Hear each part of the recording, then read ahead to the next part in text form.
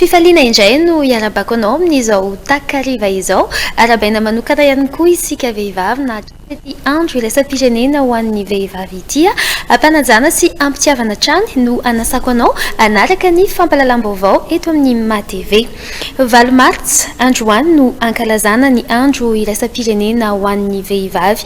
Tany Antsiranana no nanamariana izany teto Madagasikara ka nisy nihetsika ny fandraika tamin'izay notarihana tany an-toerana notarihan'ny vadin'ny filoham-pirenena Miala Rajoelina miaraka tamin'ny mpikambana amin'ny gouvernemanta vehivavy sy ireo vehivavy tompon'andraikitra eto amin'ny firenena. Vehivavy mizaka tena sy miaron-doha anatin'ny tontolo iainana mirindra ho an'ny fampandrosoana lovain-javy.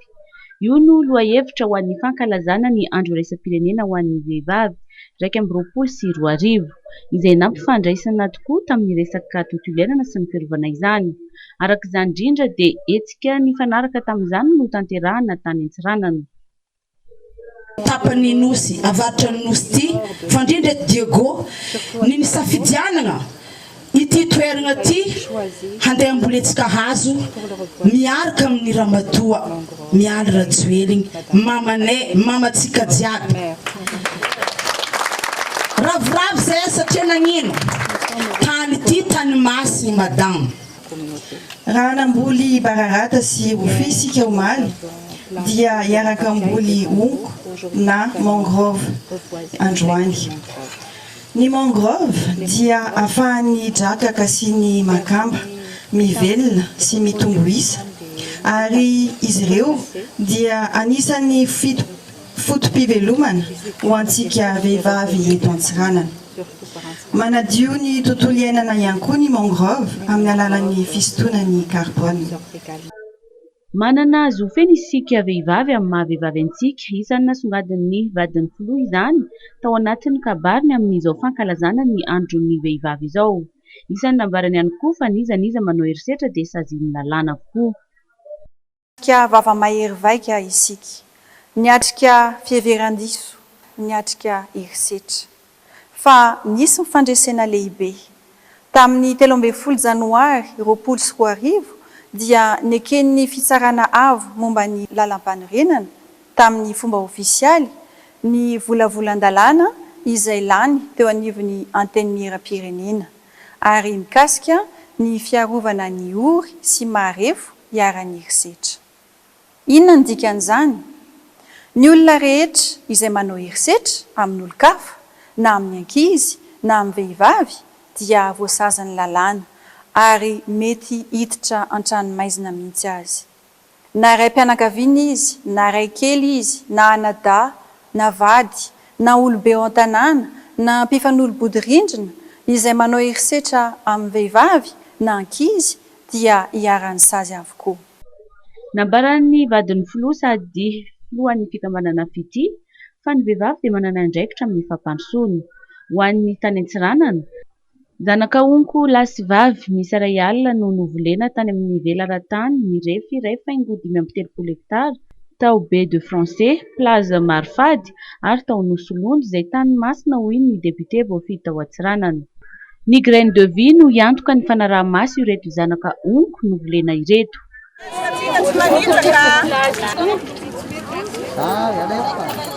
Natomboka tamin'ny fambolena rafia sy bambo tao amin'ny commune Sakaramy Antsiranana nivon'ny fankalazana ny andro iraisam-pirenena ho an'ny vehivavy tao Antsiranana omaly fa 7 volana Martsa. Asa mivaingana sy fanampiana ny fiarin'ny mponina no safidin'ny vadin'ny filohan'ny Repoblika Ramatoa Miala Rajoelina anatin'ny hetsika fankalazana ny 8 Martsa tamin'ity taona ity. Faritra rovana anatin'ny Montagne d'Ombre ny laka mahery ao Antsiranana no nanomboan'ny vadin'ny filoha Ramatoa Miala Rajoelina sy ny membre ao anivon'ny gouvernemanta ny fankalazana ny andron'ny 8 Martsa. Any Antsiranana moa no nanamariana izany eto Madagasikara. Ary omaly dia efa natomboka tamin'ny fambolena rafia sy bambo izany. Toerana honenan'ny biby. Maro tsy fahita firy fa tsy eto Madagasikara ity nambolena rafia sy bambo ity. Anisan'ny miaro ny tontolo iainan'ireo zavaboary eto ny rafia sy ny bararata. Ankoatra izay, fototra iveloman'ny mponina eto amin'ny commune Sakaramy sy ny distrikana Antsiranana faharoa ihany koa ity zavamaniry ity. Ny fahatsapana izay lanjan'ny fifandraisan'ny tontolo iainana sy fiarian'ny vehivavy izay indrindra no antony safidiany ny vadin'ny filohan'ny repoblika entina marihana izao fankalazana ny valomartsa izao. Eto no ivony fankalazana ny andro iraisam-pirenena ho an'ny vehivavy rehefa avy nitetiny renivohim-paritany hafa ny tenako. Natao tamin'ny endriny hafa ny fankalazana tamin'ity taona ity noho ny fanajana ny fepetra ara-pahasalamana. Rehefa vanim-potoana toy izao dia ny asa mivaingana sy ny fanohanana ny vehivavy mavitrika no asongadana. Nanomboka tamin'ny voalohan'ny volana marsa teo dia naniry manokana ny ara-iasa sy tafa tamin'ireo vehivavy isaky ny renivohim-paritany teto Madagasikara ny tenako. Naompana tamin'ny filan'ny faritra tsirairay avy ny fanohanana ny vehivavy manana faniriana ivoatra na ara-pitaovana izany na tamin'ny fiofanana. Nosafidiako manokana androany ny amboly bararata sy rofia eto Antsiranana satria sady ahafahana miaro ny tontolo iainana no mandray anjara feno amin'ny fampiroboroboana ny toe-karen'ny vehivavy. Ny vehivavy no tena ianjadiany ny fiovan'ny toetrandro raha nambaran'ny minisitry ny tontolo iainana sy ny fampandrosoana Lovainjavy. Ny vehivavy no tena ianjadiany fiovan'ny toetrandro manokana. Marobe ireo zazavavy izay voatery mandeha matsaka rano na mandeha maka kitay no voatery manao kilometatra maro ankehitriny noho ny fiovan'ny toetrandro. Fantatsika ihany koa ny olana any amin'ny faritra atsimo na ny faritra androy izay manam-porofo fa miantraika amin'ny vatana amin'ny vehivavy voalohany indrindra izany toetrandro izany, toetrandro miovaova. Na izany naty izany dia ny vehivavy ihany koa no vahaolana ary ianao raha matoa vadin'ny filoha dia hitanay fa tena manotsika amin'izany. Ilay vehivavy miaro-doha, ilay vehivavy mitraka, endriky ny tokantrano fa ihany koa omaly ihany koa no nanokanana ny toerana sakaizan'ny vaksiny ao amin'ny hopitaly Tanambao. Toerana izay navaozin'ny fikambanana fity miaraka tamin'ny vondron'ny firenena mikambana misahana ny fahasalamana. Ity no toerana sakaizan'ny vaksiny faha-efatra natsangany fikambanany fity taorian'ny teto Antananarivo teo Tsaralalàna, Ambohimiandra ary ny tany Toliara. Matsiaro manana didy ho an'ny mpiarabelona amin'ireo voafonja ny fikambanana MCCP na Mouvement Chrétien de Cadres et de Professionnels. Nanolotra gonimbary ho fitsonjovana ara-tsakafon'ny voafonja ao amin'ny fonjaben'ny Fenorivo Atsinanana izy ireo. Hitondra ny anjara birikany sy mahatsiaro manana didy ho an'ny mpiarabelona amin'ireo voafonja ny fikambanan'ny MCCP na ny Mouvement Chrétien des Cadres et de Professionnels izay fikambanana masina ivondrona ireo mpiasa ambony ao anatin'ny rantsana fiangonana katolika ao Fenorivo Atsinanana. Nanolotra gonimbary ho fitsinjovana ara-tsakafon'ny voafonja ao amin'ny fonjabeny Fenorivo Atsinanana izy ireo. Agnatin'izao fotoagnan'ny karimo izao zegny no mahatsabo tegna zay manana didy maventy izay tokony ho atao ho an'ireo voafonja ato ka mitondra an'ireto zavatra kely reto vary hely, vary fotsy, dimigony mba ho fagnampiana hely ho anjareo izay voafonja akato agnatin'ny fonjan'ny Tenerife. Zavatra izay ijoroany amin'ny CCP ny fitodihana amin'ny mahantra ary agnisan'ny voasokajy agnatin'izay ihany koa zegny ny fitodihana amin'ny voafonja. Izany hoe le zavatra atao zao zegny sady agnisan'ny zava-dehibe amin'ny firohotana MCCP, isan'ny tanjony maventy ny fitodihana amin'ny mahantra sy fitodihana amin'ny voafonja satria zavatra izay tokony ho atao zegny zavatra sahala amin'izao. Ny karimy ihany koa moa zegny eo izay ny tegna antondianay aketo manolotra an'ireto fagnapiana reto.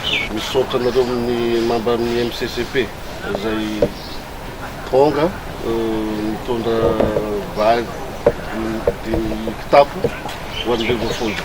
Zava-dehibe ho an'ireo voafonja tokoa fagnomezana izay avy taminareo. Fagnampy ara-tsakafo zany ho an'ireo voafonja dia ao Fenorivo Atsinanana ihany dia fantatra fa natomboka tamin'ny fomba ofisialy ny fizarana sy fitsinjarana ireo kilalao avy amin'ny tetikasa ankisy krismasy atao Fenorivo Est amin'ny alalan'ny Samirtans Purs.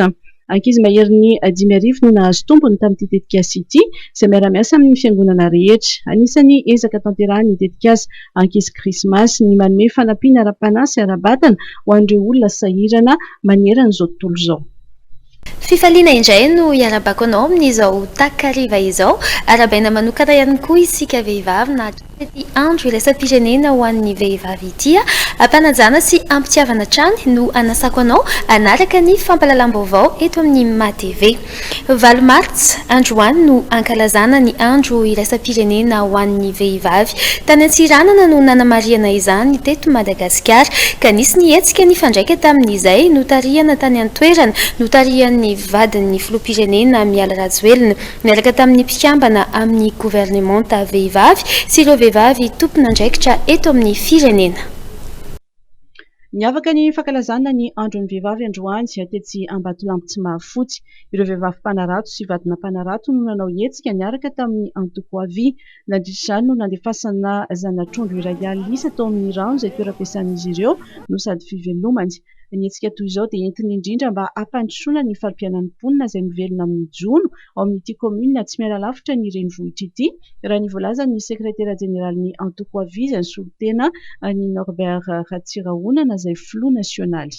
Antoko avy ho an'ny firenena ho an'ny toy ny asa fampandrosoana izay angamba ny zava-dehibe hoe ny zava-dehibe amintsika dia ny firaisan-kina dia ny fampandrosoana izay angamba dia le hoe stabilité na satria tena zava-dehibe raha tsisy ny filaminana eto amin'ny firenena tsy afaka mandrositsika. Io koa moa nisy an'ity aretin'ity izay niatrehantsika mianakavy ka mbola ao anatin'izany ady amin'ny aretin'izany tsika, izay indrindra ny mahatonga atsika miara-misalaha mirahina sy mampandroso an'ity communauté. Mamelona ankonana 513 anoany ity renirano ety Ambatolampy tsy mahafotsy ity raha ny voalaza ny ben'ny tanàna eny an-toerana, mampiditra ny 800 ny vola ao amin'ny kitapom-bolan'ny komina ihany koa. Efa manomboka mamatsy ireo toerana manodidina toy ny eto Antananarivo renivohitra ny vokatra trondro avy etsy Ambatolampy tsy mahafotsy ho hiatrandy ity ben'ny tanàna ity. Ny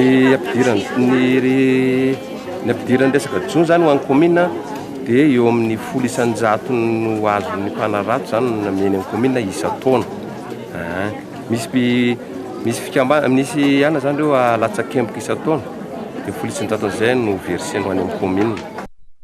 Ilaina ny tohana toy izao kosa ny mpikambana ao anatin'ny fikambanana vehivavy mpanarato sy vadina mpanarato FMMKA.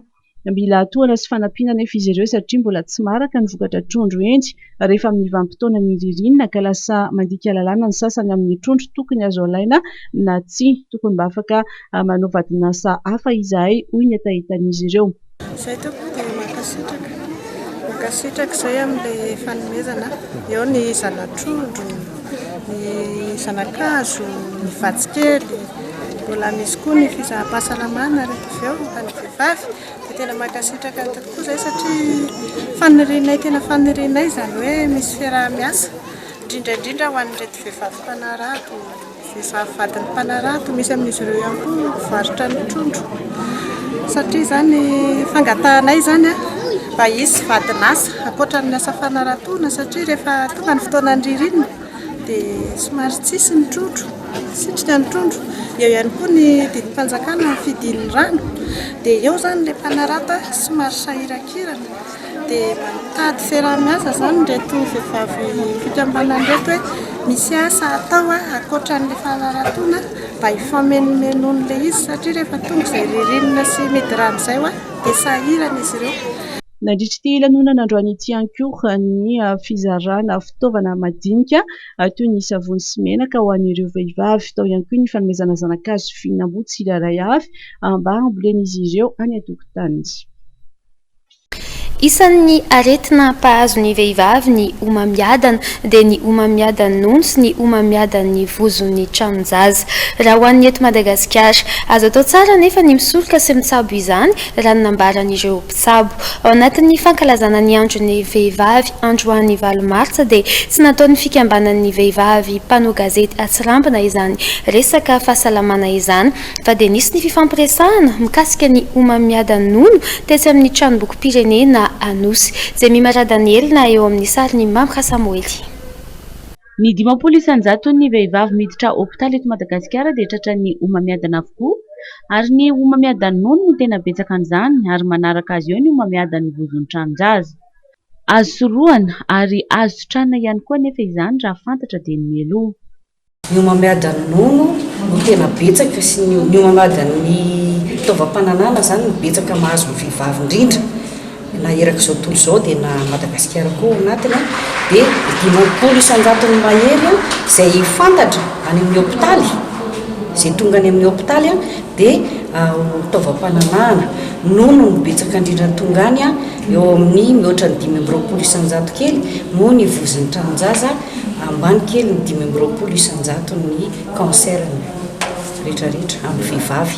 Ny fitsaboanan'ny omamiadan'ny nono zany dia efa tena misy tanteraka eto Madagasikara, misy ny rehetrarehetra manomboka any amin'ny fisorohana mammografie, rehefa manambola ianao dia manao mammografie, prise en charge ianao amin'ny fanjakana dia manao mammografie, ary io le hoe radio an-tratra fisorohana. Ny azo atao koa fisorohana na tsy manambola ara dia efa eo le hoe mitsapatsapanono na ny vehivavy ny tompon'le nono mihitsy zany aloha autopalpation mitsapanono, eo koa ny vadina mitsapanono dia efa mahatsapa an'le izy koa dia iny zany anisan'ny dépistage rehefa vao dépistage zay tena azontsika atao rehefa tonga dia mitady an'le omamiadana.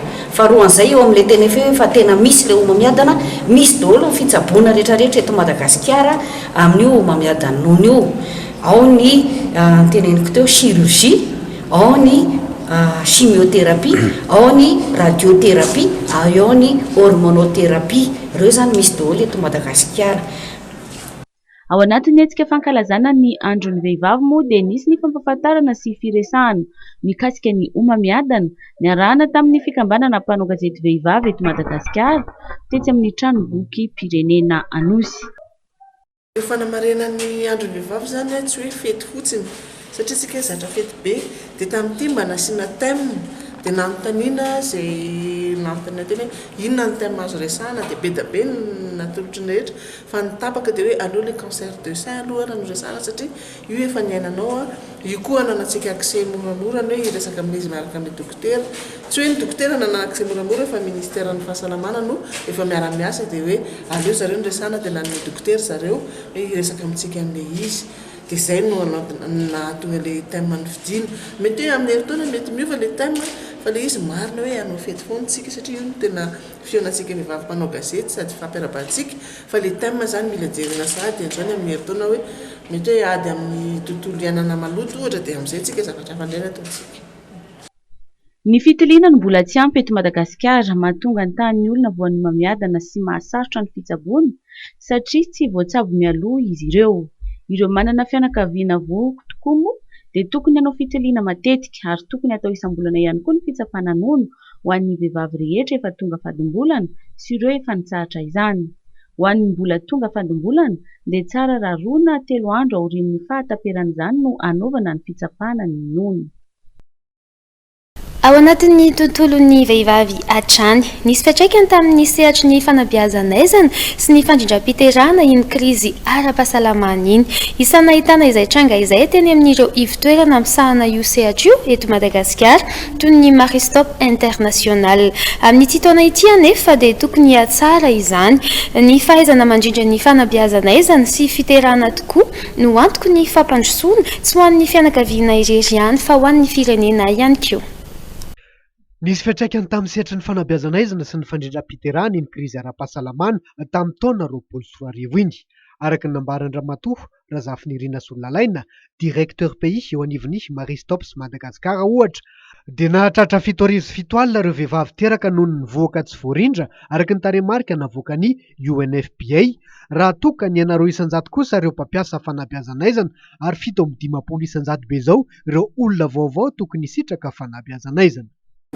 Tamin'ny 2020 nandalo lalatsarotra ny firenena ny vehivavy malagasy ray manontolo anisan'ireny contexte ny Covid reny dia tsy afavela tamin'izany moa zany resaka hoe tolotra amin'ny resaka fandrindrana fiainam-pianakaviana. Ny zava-niseho moa zany dia ohatrany hoe satria misy reny contexte na Covid reny dia mety hoe misy tsy fahatomombanana tamin'ny fahatongavan'ny méthode contraceptive zany teto Madagasikara fa misy ihany koa ny hoe ny vehivavy mihitsy no matahotra andeha any amin'ny centre de santé na hoe tsy manana moyen andehanany amin'ny centre de santé satria amin'ireny moa zao dia misy an'ilay hoe confinement dia tsy mahazo mivoaka dia somary voafehifehy ihany zany ny fahalalahany olona mivezivezy dia misy fiantraikan'izay tany amin'ny fandraisana ny fomba fandrindrana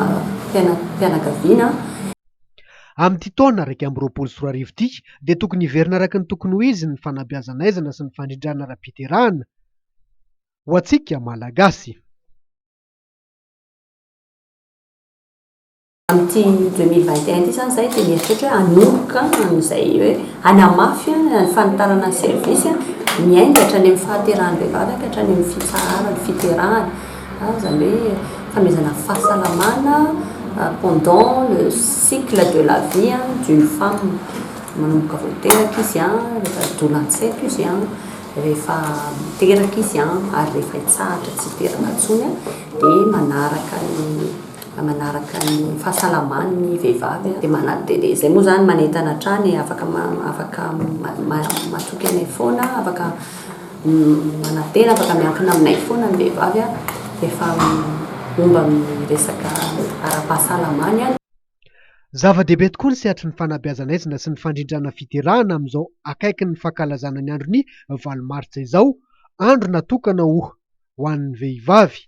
Mahasoa ny vehivavy ny fampiasana azy ireny ary mahasoa ny tokantrano ihany koa. Tsy izoviana amin'ny rehetra fa antoky ny fampandrosoana ny firenena rahateo ny fandrindram-piterahana. Toy ireo fikambanam-behivavy samihafa dia anisan'ny nankalaza ny andron'ny 8 marsa ihany koa ireo vehivavy mpanarato sy vadona mpanarato etsy Ambatolampy tsy mahafotsy androany. Nisy ny hetsika izay nokarakarain'izy ireo tamin'izany niaraka tamin'ny antoko avy fanadiadiana velo Gisla. Raha ho anahy manokana aloha izy tsy dia miasa aminay satria izy zany mbola miasa saina be amin'ity tsenanay ity izay zao maly tontolo ary mipetraka amin'ny ranorana ity miaraka amin'ny zazakely tsy izy zavatra fantatray aty afana hoe analahana tsotra fotsiny dia izay tena tsy mbola mankalaza 8 marsa mihitsy aloha tena tsy izy ny asianay ny entanay safidy andavanay zao mbola masaka ao adohanay mihitsy. Manahoana nefa ny fahitanao izay hoe asan'ny vehivavy andavanandro izay zao raha ho anao manokana zany sady mitady volana miatokantrano. Tena mafy le izy fa zany hoe ny any tokantrano zany dia afenina fa le tele fitadiavana tsy maintsy andanana vao maraina. Amin'izao korotana eto amin'ny fivelomana izao aloha dia tena tsy hita mihitsy izay atao raha ny sitrapo dia tokony mba ho any tokantrano hikarakara ny tokantrano fa dia le fitadiavany tena dia izao potika izao efa 5 andro izao dia tsy nitsarama na ny hoanina raha dia efa tsy hita dia mbola mitolona eto aloha ny vehivavy rehetra eo satria matetika tena vehivavy mihitsy ny tena andraikitry ny fivelomana amin'izao fotoana izao raha antsika mandinika. Ny fahitanao azy amin'ny ankapobeny voaja ve ny zon'ny vehivavy izao raha ny fiainana amin'izao? Tsy dia voaja loatra le zon'ny vehivavy. Afaka manome ohatra ve ianao ohatra hoe?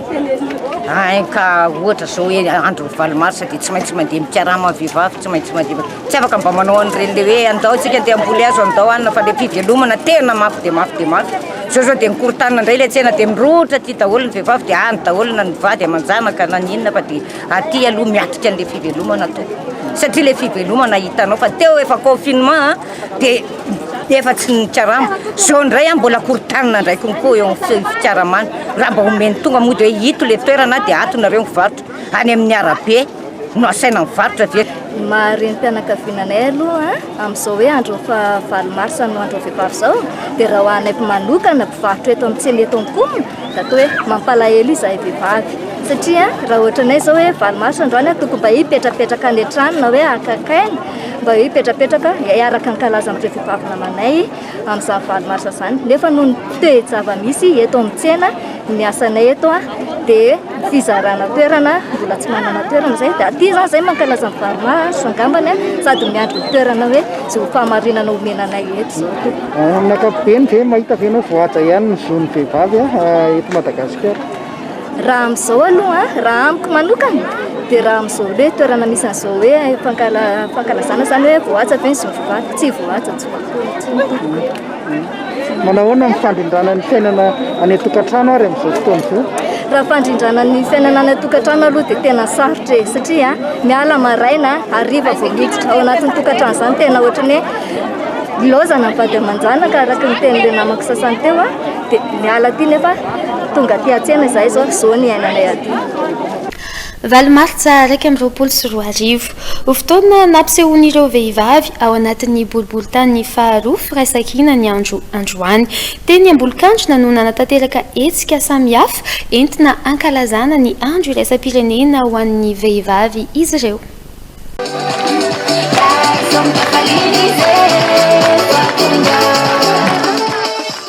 Fotoana nampisehoan'ireo vehivavy eo amin'ny boriboritany faharoa firaisan-kina ny androany Valomartsa 2024 teny Ambolokandrona no nanatanteraka hetsika samihafa entina ankalazana ny andro iraisam-pirenena ho an'ny vehivavy izy ireo. Anisan'ny notanterahana teto ny varotra fampiratiana ny vokatra sy ny asa tanan'ireo vehivavy mivondrona ao anatin'ny kooperativa ao anatin'ny boriboritany faharoa. Anisan'izany ny kooperativa Miary izay misehatra amin'ny zaitra, ny fandrahoan-tsakafo ary ny fambolena. Kooperativa Miary izay ahitana ny hatreto aloha ny departementan'ny zaitra, dia misy koa atsy ny departementan'ny resaka fandrahoana sakafo sy mofomamy ary ny departementan'ny fambolena. Rehetra izany ny vokatra arantinanay izany asa tanana vitan'ny vehivavy ato amin'ny boriboritany faharoa izy rehetra, izay ahitana maro karazany izany, misy ny chemise na ny lobaka izany, misy ny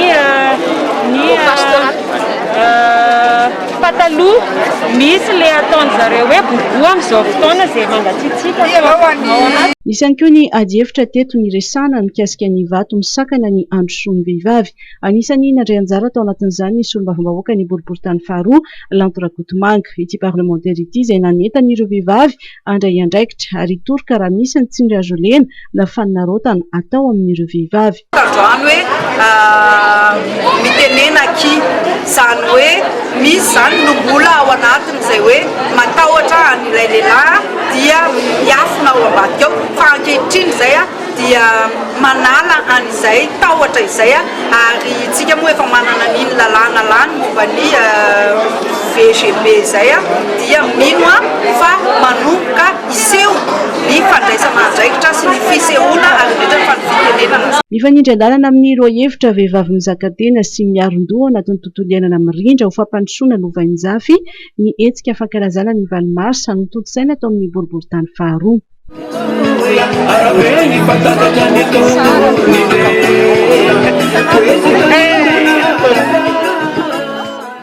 Ny UNMDH dia miantso ny tokony hitsonjovana ara-tsosialy ny vehivavy. Anisan'ny tena nitombo ny fahantrahan'izy ireo tao aorian'ny fisian'ny amehana ara-pahasalamana noho ny COVID-19. Ny asahirana ny isam-pianakaviana vokatry ny fisian'ny amehana ara-pahasalamana noho ny COVID-19. Ny vehivavy araka nambarana ny vondron'ny mpiaro ny zon'olombelona UNMDH no tena nitombo ny fahantrany. Ny UNMDH izay miantso ny tokony hitsinjovana ara-tsosialy ny vehivavy izay maro anisa eto amintsika. Zao amehana ara-pahasalamana zao zany dia voalaza teo dia vao maika miatombo ny tahany fahantrany ny vehivavy malagasy izany. Izany hoe taraina tokoa satria dia fantatsika hoe misy fiantraika moa izay satria ny lehilahy koa dia miaina amin'izany hoe fijaliana na eo amin'ny arak'asy zany na eo amin'ny fiainana andavanandro betsaka ny voaroka ohatra na miena ny vola miditra na tsy afaka misitraka ny teo aloha intsony sy ny maro samihafa ireo lehilahy izay mamelona vadim-zanaka. Misy koa moa zany ny vehivavy izay tena hoe loha-mpianakaviana, izany hoe izy mihitsy no mampidi-bola ho an'ny zanany satria dia fantatsika fa betsaka ny tsy manana zany hoe vady zany, betsaka misy roa mitsoaka ohatra na ny manana vady maromaro sy ny maro samihafa dia ny vehivavy lehilahy no mamely izany.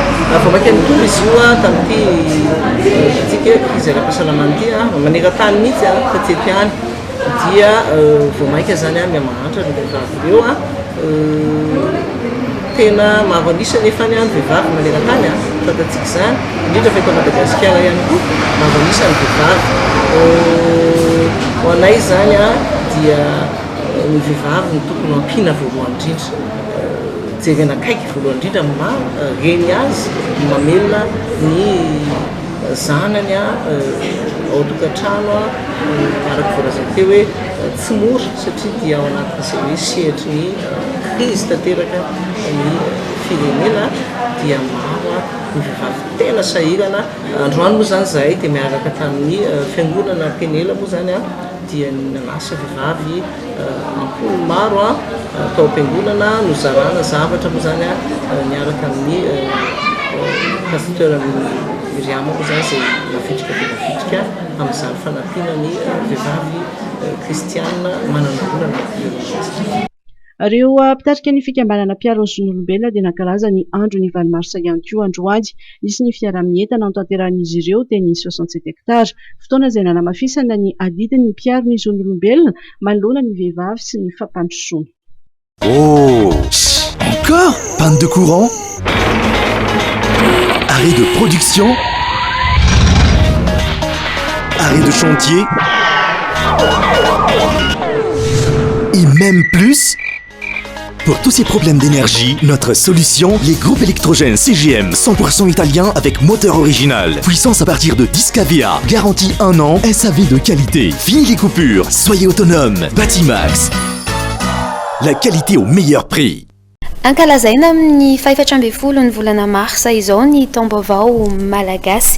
Isy ny hetsika samihafa ho tontosaina hoentina manamarika izany. Ny sabotsy ny alahady ho avy izao mitondra fanazavana mikasika ny fandaharam-potoana amin'izany fankalazana izany Rason El Johnson mpitahiry vakoka. Falmerabantsika mpanaraka ny fahitalavitra MATV. Ny taranaka ambotra biby dia tahaka ny vohitra maro mikarakara ny taom-baovao malagasy amin'ity taontika. Amin'ity taon'ity izy dia ny 13 sy 14 ny volana marsa zany hoe andro sabotsy sy alahady no fankalazana ny taom-baovao malagasy. Ny 13 ny volana marsa no fandrehetana ny afitsy-maty manomboka amin'ny ray sasany tolakandro io dia mitohy parivan'ny andro misy kilalao maro isan-karazany ao aorianan'izay any amin'ny enina ora hariva dia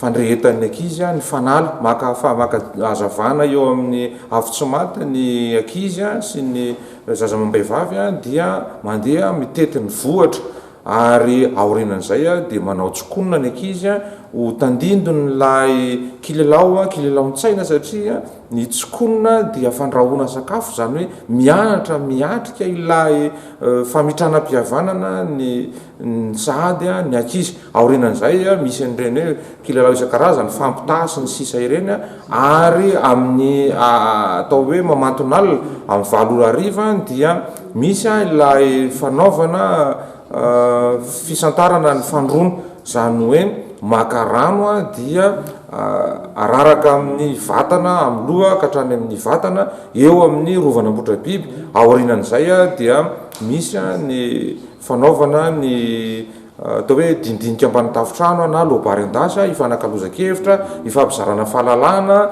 ifampitana izany kolotsaina sy fomba mampanao mampiavaka antsika malagasy izany.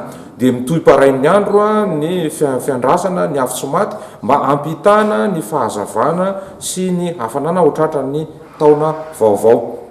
Ny alahady 14 ny volana marsa amin'ny 12 ora maraina dia eo no fisantarana ny taona zany hoe fanaovana n'ilay sambasamba vary amin'ny ronono tondrahan-tantely, fanaovana tatao, fanaovana faforano ary ihany koa fifampirariana ny sosiny tsara mba ho ny sosiny tsara no iaonana indray sy iainana mandritra ny taona vaovao fa efa avela avalina otra lasan'ny taona omaly ny ratsy sy ny sampona rehetra. Ao anatin'io zany nanaovana ny faforano, fifampirariana ny sosiny tsara, finanana vary amin'ny ronono tondrahan-tantely, fifampizarana zara asina, lay salohim-bary, tandindony lay fahavokarany ny vary satria fantatritsika fa tamin'ity taon'ity dia somary tara ny fahatongavan'ny orana ary dia mietara manaraka an'izay avokoa ny fahavokaran'ny vokatra. fotoana izao anarantsika ny vaovao tapatapany ho fankalazana ny andro ny vehivavy dia nidina teny an-dalambe ireo polisy vavy avy ao amin'ny brigade féminine de proximité nanentana sy nampafantatry ny herisetra manjo ny vehivavy eny amin'ny fiarahamonina. Lehilahy iray no maty an-drano tetsy amin'ny lalana Baipasy androany. Atsena kely Antsirabe vola 770 tapitrisa ariary no lasan'ireo jiolahy nandritra ny fanafiana banky izay nitranga ny sabotsy teo. Ho fankalazana ny andron'ny vehivavy dia nidina an-dalambe ireo polisy vavy avy ao amin'ny brigade féminine de proximité misahana ireo olona marefo nanentana sy nampafantatra ny herisetra manjo ny vehivavy eny amin'ny fiarahamonina misy azy endy. Nanoro ireo fomba atao raha sendra mahita na ianjadiany ny herisetra ihany koa izy ireo. Ankoatr'izay dia mitoy ny fanampiana nomen'ireo polisy vehivavy andreo zokiolona sy ankizy amin'ny fiarovana azy ireo amin'ny lozam-pifamoivoizana. Lehilahy miisa roa mitondra ny anarana hoe Rakotona Nahary Manontiniana Paul Alain sy Rakotomiamina José Riri Mamy no namoahany polisim-pirenena filazana fikarohana no ny halatra sy fanodinkodinana entana. Mpamily fiara lehibe mpitondra entana izy ireo. Nampitondra entana itodoha aty Antananarivo izy ireo saingy dia nahodin'izy ireo teny an-dalana izany sady nanjavona izy ireo no nanjavona ny entana. Ilay fiara lehibe kosa dia hita tetsy Ankorondrano. Araka ny fantatra dia tany Mahajanga no nahitana azy ireo farany. Lehilahy lehibe iray no maty an-drano tetsy amin'ny lalana Baipasy androany. Araka nambarany ireo nanatry maso dia avy nakavily ilay rangano izao niaran-dozy izao. Nivadika ny lakana noentiny ka dia latsaka an-drano nanaraka an'izay izy. Ilay lakana tamin'io fotoana dia nitatitra villa telongony avy nalain'ilay rangahy. Vola 770 tapitrisa ariary no lasan'ireo jiolahy nandritra ny fanafiana banky izay nitranga ny sabotsy teo tany Antsinakely Antsirabe. Jiolahy efada ny rongobasy sy antsy no nanao nasaratsy. Nitsofoka avy any amin'ny varavarana fidiran'ny mpiasa avy any ambadika izy ireo satria mbola tsy nisokatra ho an'ny mpanjifa ny banky. Samy tsy nisy nanalakasika ireo olon-dratsy raha ny sary voarakitry ny caméra de surveillance tao anatin'ny 12 minitra teo nanatotosana izy ireo ny fanafiana toy ireny oronan-tsary mihetsika ireny mihitsy no nizorany tantara fifehezana sy fandrahoana ireo olona tao anatin'ny banky, fitakiana fanalahidin'ny coffre, famoahana ny vola. Efa lasa mihitsy moa izy ireo voasany antso vonjy ireo mpiasa efa misokatra ny fanadihadiana. Adalo telo lahy kalaza amin'ny alatrompo notrateaky ny miaramila avy ao amin'ny ZRPS Delta tao amin'ny fokotany Tanimbary Tsara ny 5 Mars lasa teo. Araka ny fampitam-baovao dia sarona teny amin'izy ireo ihany koa ny omby halatra miisa 5. Efa natolotra ny zandary atao maheva-tanàna ireto dahalo ireto ary nahiditra ambala-pamonjana kosa ireo ondry mandra-pahita ny tompony. Naneo ny aiahany ireo mpivarotra fanaka sy ara-malagasy tetsy amin'ny Komma tamin'ny 5 maraina ity izay niafara tamin'ny filanjanana sora-baventy mihitsy. Mbola tsy mazava amin'izy ireo mantsy ny toerana hifindrany araky ny fanazavan'izy ireo. Fanadihadiana irahana amin'ny Norbert Rakotomalala. Sahiran-tsainy ireo mpivarotra fanaka etsy amin'ny tsenan'ny Komma 67 hektara izay nosorina tamin'ny toeram-pivarotany noho ny fanamboarana foto-drafitrasa vaovao izay kasain'ny komina apetraka eto amin'ity toerana ity. Niakatra ny feo tamin'ity maraina ity tetỳ amin'ny tsenan'ny Komma.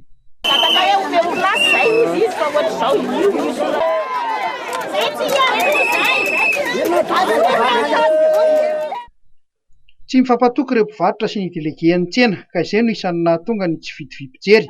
Nanambary ireo delegean'ny tsena fa efa nisy ny fampiresahana tamin'ny komina saingy tsy mbola mazava ny toerana ifindrahan'izy ireo.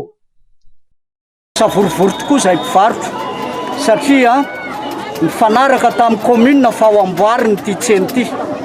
Ary efa nanambary ary zareo fa efa lany tao amin'ny conseil municipal fa amboarina tsena ho an'ny mpivarotra ity tsena ity.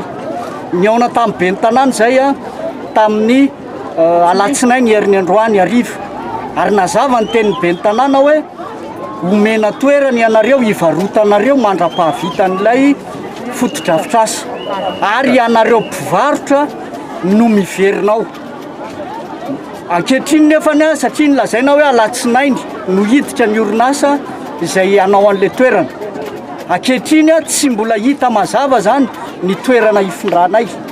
Natao hoe ho amin'ny sisin'ny arabe kanefa ny ao amin'ny cité ary ara-dalàna ny azy milaza ny tao amin'ny cité fa tsisy tompona andraikitra tato amin'ny commune nampafantatra andry zareo hoe hivarotana ny arabe dia izahay zany dia mamiantso hoe aiza ny toerana isy anay tsotra le zavatra takinay aiza ny toerana hivarotanay satria zay efa nandrava ny toerana eto fa ny commune zany hatreto aloha mbola tsy manatanteraka ny teny zenomena dia miandry zany zay andro vahaolana varotra manodidina ny 700 eo no manao zay raharahambaritra zay eto amin'ny tsenan'ny Komma 67 hektara manoloana an'izay savorivory zay dia tonga teny toerana solotenan'ny commune ny fampiresaka tamin'ireo mpivarotra.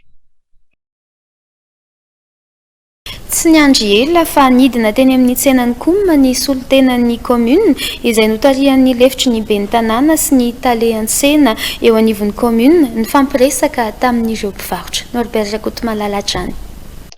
Manoloana ny zava-nisy androany maraina teny amin'ny tsenan'ny Komma 67 hektara dia nidina teny antoerana ny lefitry ny ben'ny tanàna sy ny talehan-tsena ny fampiresaka tamin'ireo mpivarotra. Taorian'ny fampiresahana dia niarany dinika sy niarany jery ireo toerana tokony amrana azy ireo ny talehan'ny tsena sy ny délégué solotenan'ireo mpivarotra mba andaminana ny toerana hivarotan'izy ireo.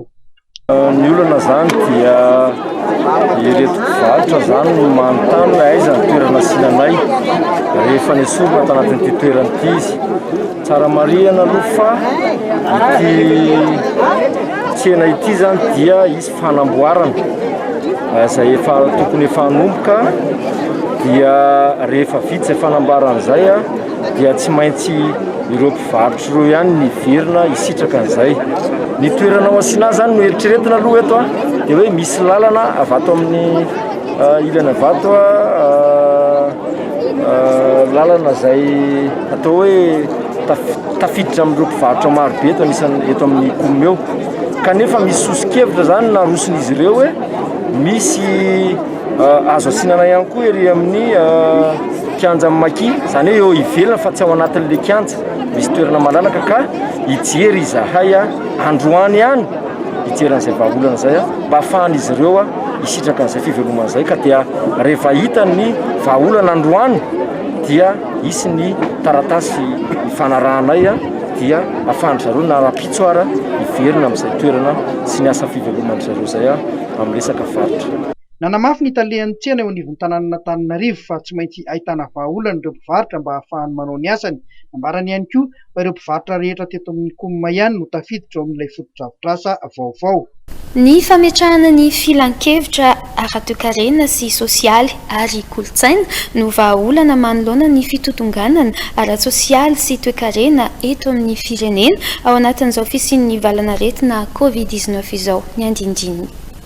Vahaolana manoloana ny fitotongana ara-tsosialy sy toekarena eto amin'ny firenena ao anatin'izao fisian'ny valanaretina Covid-19 izao ny fametrahana ny filan-kevitra ara-toekarena sy sosialy ary kolotsaina rafitra izay tokony ho an'ny firaisamonim-pirenena. Ny mpanao politika dia mandriritra ny resaka sosialy tsy madiso andry zareo zay amin'ny fomba fijery anankiray satria anisan'ny mpanjifa izy mpanao politika fa misy mpanjifa ankolafina mpanjifa mpanao politika fa tsy le mpanjifa le maro anisa be fa ny tokony ho izy rehefa tonga amin'ny toerana reny mpanao politika reny tokony fiainan'ny mpanjifa no atsarainy fa tsy rehefa misy ny fitiavana te hitarika olona dia resana resaka sosialy rehefa tonga amin'ny toeranao tsy voavanao le resaka sosialy.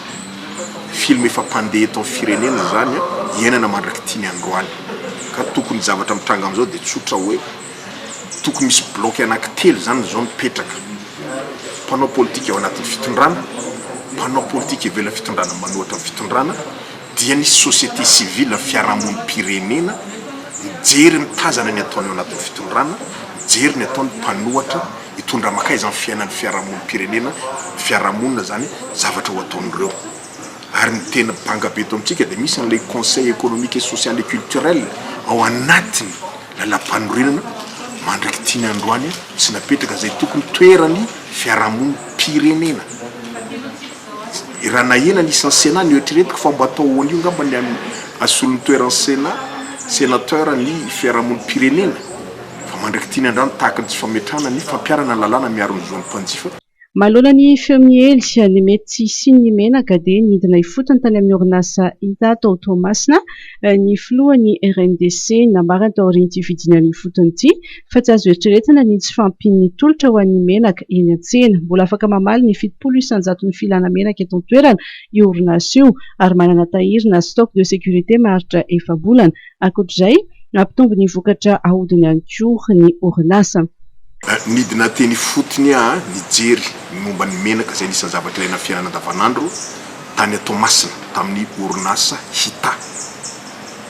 Izay nieritreretina fa hoe tsy ho ampy ny vokatra menaka eto ary isy ny anafina na anao spéculation anao na rétention na stock.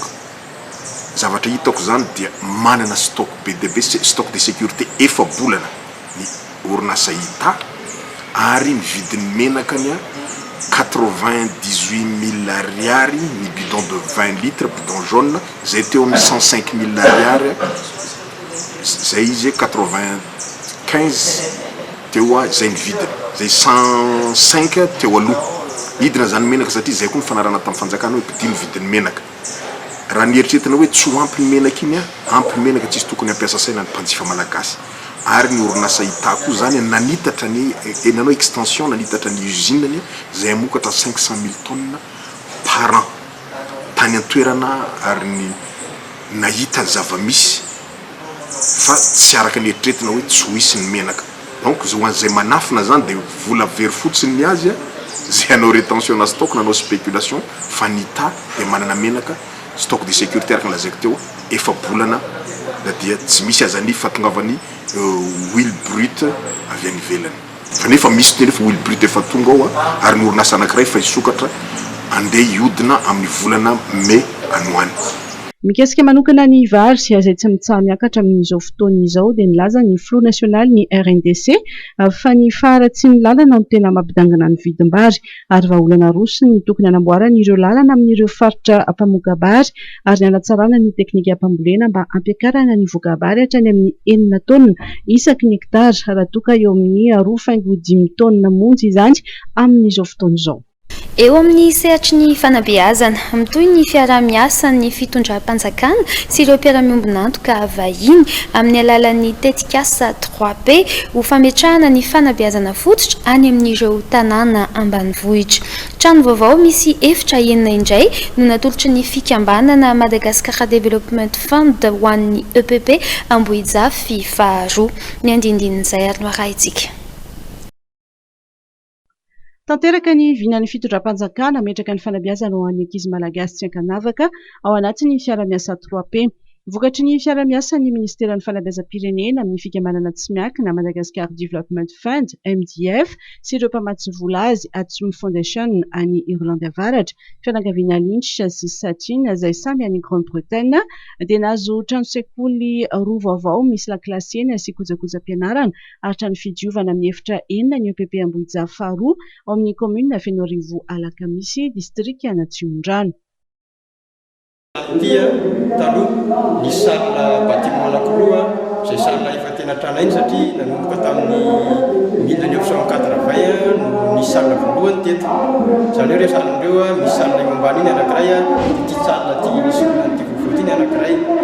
Dia tena hita tena sahirana tokoa ny ray aman-dren'ny mpianatra satria ny ponina ity moa araka ny raha mahafantatra fa somary ponina ambanivohitra ihany mbola atao hoe somary lavitra indrindra izy hatramin'izay. Dia sahirana tamin'ny resaky fampianarana ny ankizy ny ray aman-dreny izany hoe tsy manana fahafahana mampianatra zanaka any amin'ny privé ka tena nijanona ny ray aman-dreny misy ny voatery tsy maintsy hoe mijanona amin'ny taona manaraka raha tokony hianatra izy noho ny tsy fananana makany amin'ny privé fa noho izao nefa ankehitriny dia manana an'ireto salle vaovao reto izay izay ministre MDF miaraka amin'ny fitondram-panjakana ka dia mankasitraka indrindra. Natolotry ny italiany MDF Nicole Donaldson ho an'ny tompony andraikitry ny fanabeazana nandritra io fotoana io ny fanalahidin'ny sekoly vaovao. Eto Ambohijafy teo izao dia ingany izao fotodrafitrasa izao mba hamokatra olombalona, hamokatra olona mba hafa ho an'ny taranaka mandimby mba hanontra avo ny firenena malagasy ka dia Tsy ireto mpianatra maherin'ny efajato ankehitriny ireto ihany no tompon'ny sekoly fa natao lovainy ireo taranaka fara-mandimby tsy ankanavaka araka ny hafatra izay napetraka ireo manam-pahefana rehetra nanao lahateny nandritry ny lanonana fanolorana ny foto-drafitrasa ny talata 2 marsa lasa teo. Tonga nanome voninahitra izao fotoan'izao ary nandray ny foto-drafitrasa natolotry ny tale jeneraly MDF Nicole Donaldson ny solon-tena ny fitondram-panjakana notarian'ny lolon'i Madagasikara Richard Manambitana sy ny solom-bavam-bahoaka voafito tao Atsimondrano andro Atsivahiny ary ny taleparitry ny fanabeazana.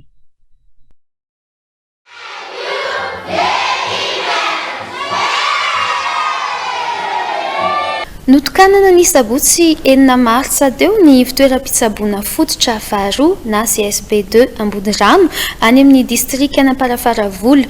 Tonga nitokana ny foto-drafitrasa tamin'izany ny ministry ny fahasalamam-bahoaka ny professeur Rakotovao Jean-Louis tady Bovao Danio Janusia. Anisany nampijaly ireo mponina antonany maro ny tsy fananan'izy ireo tobim-pahasalamana eto amin'ny commune Ambodirano, distrika Anamparafara-Volo ary mandeha ny kilometatra maro izy ireo vao mahita izany. Tsy nijery fotsiny anefa ny fitondram-panjakana fa dia nanolotra CSP2 manara-penitra izay notokanana ny sabotsy 9 marsa teo izay tafiditra amin'ny ivelran'ny filoha ary tetikasa-ny faritra. Tonga nitokana izao foto-drafitrasa izao moa ny ministra ny fahasalamam-bahoaka. Izay tokanantsika ity zany izay ho tapahana ny ruban dia ho fitaovana hanomezana fahasalamana tanteraka aty fotony manomboka amin'ny zaza amam-behivavy izay marary rehetra na kely na lehibe ary za dia amin'ny anaran'ny filohan'ny republika amin'ny alalan'ny prime ministre. Mihodidina izany dia velom-pisaorana ho an'ny filohan'ny republikan'i Madagasikara ny governoran'ny faritra amin'ny fanatanterana izao foto-drafitrasa izao.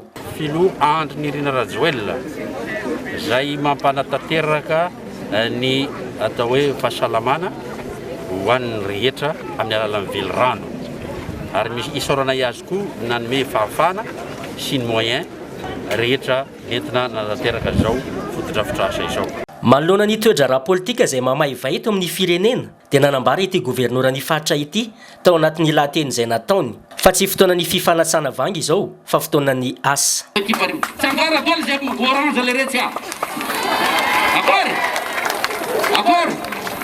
Izy daholo reo, defensa daholo reo, avant de pointe daholo reo, libéraux daholo reo, gol reo. Kana re zay olona ray roa magnino sy magnino teniteny resery ohatahorana saona tiany zany zany teny zany ohatra hoe ifanasa vangy ny atao ka iaty fa tsy fotoana ny anaovana an'izany dia mangina. Tsy ity CSP2 manara-penitra ty ihany moa no natolotry ny fitondram-panjakana ho an'ny vahoaka Ambodirano fa dia efa misy mpitsabo ao sy fitaovana ary ireo fanafody ilaina amin'izany. Nidina ifotony nijery ny ranomafana Voajanahary sy farihan'ny Tampolo ny governoran'ny faritra Analanjorofo niaraka amin'ny taleparitry ny fizahantany ary ny avy eo amin'ny tontolo iainana sy fandrosoana Lovenjafy. Nijery fotony ny ranomafana Voajanahary sy farihan'ny Tampolo izay toerana misintona mpizahantany ny governoran'ny faritra Analanjorofo niaraka tamin'ny taleparitry ny fizahantany ary ny avy amin'ny tontolo iainana sy fandrosoana Lovenjafy. Nojerena manokana tamin'izany ny ahafahana mametraka ny foto-drafitrasa ara-mpizahantany sy ny fanatsarana ny circuit touristique eto an-toerana.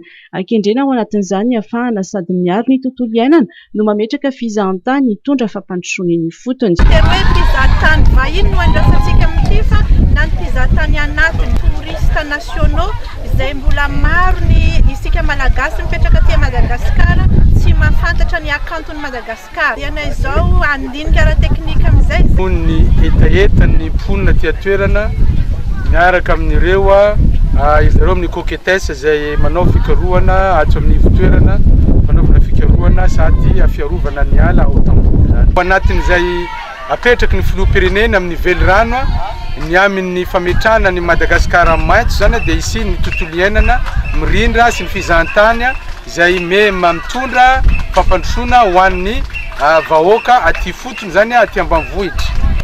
Ity laka izay hitantsika fa eo amin'ny 300 metatra ny diamètre hitantsika eto izay misy trondro misy drakaka misy avaketo agnatin'ity rano ity zany zay.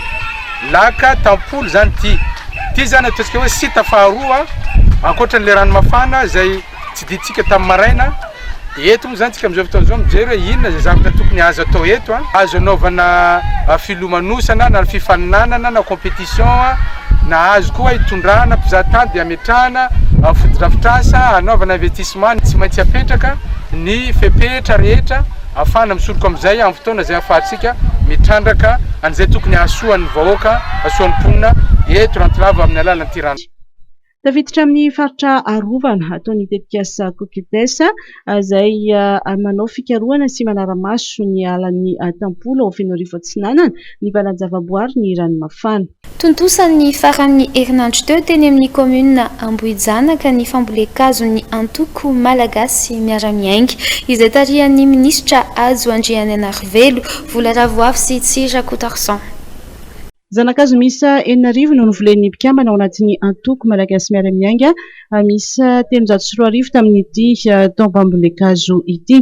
Tonga nanatanteraka ny fambolekazo ihany koa ireo olom-boafidy maro lany tany amin'ny anaran'ny antoko MMM nosorotan'ny filoha-pitarika ny MMM Azo Andriananarivelo fa mifandray tanteraka ny vinan'ny filohan'ny repoblika sy ny vinan'ny antoko malagasy miara-miainga tarihan'ny Azo Andriananarivelo amin'ny fikajiana ny tontolo iainana izay mifototra amin'ny famerenana ny Madagasikara ho nosy maitso. Isorana manokana ny komuna nanaikinandray ny fianakaviam-ben'ny antoko ary isorana an'ireo namana mpikatroka manerana ny Madagasikara ihany koa izay nandefa solotena amin'ny fanatanterahana ny fambolekazo. Isan'ny vinan'ny antoko moa no hoe rehefa manao zavatra dia tohizana hatramin'ny farany rehefa zavatra mahasoa ny firenena ka isan'ny natsapy zay fa ilaina ny fambolekazo ny ary ny fanohizana azy ary isoranay ny fanjakana nahatsapa ihany izany koa sy ny filohan'ny repoblika ny hoe avadika ho maitso i Madagasikara izany hoe mifanohana tsara amin'ny vinana ataon'ny antoko hatramin'izay ny fanjakana amin'izao fotoana izao izay no isan'ny mbola fanamafisan'ny antoko ny fiarahany sy ny fanohanany ny filoha Rajoelina amin'izao fotoana izao satria mitovy ny vina ho tanterahana. Ny MMM izay nilaza fa tsy hijanona amin'ity fambolekazo teto Ambohijanaka ity ihany izy ireo fa itoy ny hetsika ataon'izy ireo ho fanamaitsoana ny Madagasikara. Nanaiky ny fiantson'ny mpanazatra Nicolas Azy anatevin-daharana ny Barea de Madagasikara i Faneva Ima kapiteny ny Barea teo aloha araka ny fanambarana nataony tao amin'ny pejy Facebook-ny Norbert Rakotomalala. Ny sabotsy lasa teo dia nanao fanambarana tao amin'ny pejy manokany ny Facebook-ny i Faneva Ima mavonina tanteraka anatevin-daharana ny Barea. Nilaza i Faneva Ima fa tampoka be taminy fanehoana ny fanapahan-kevitra ny antsoina azy. Rehefa nifandinika tamin'ny ray aman-dreniny sy ny vady aman-janany ary ireo olona akaiky azy nefa izy dia nanapa-kevitra ny hiverina hiaro ny voninahim-pirenena malagasy. Vonina araka izany ny lehilahy ny hanolo-tanana ireo mpilalao malagasy tanora sy mendrika. Tanjona ho hiatrany izy ny hiarahana mifarimbona sy mifanome hery ahazon'ny Barea indray ny tapakila andehanana ny midingana ny famarana ny kanina.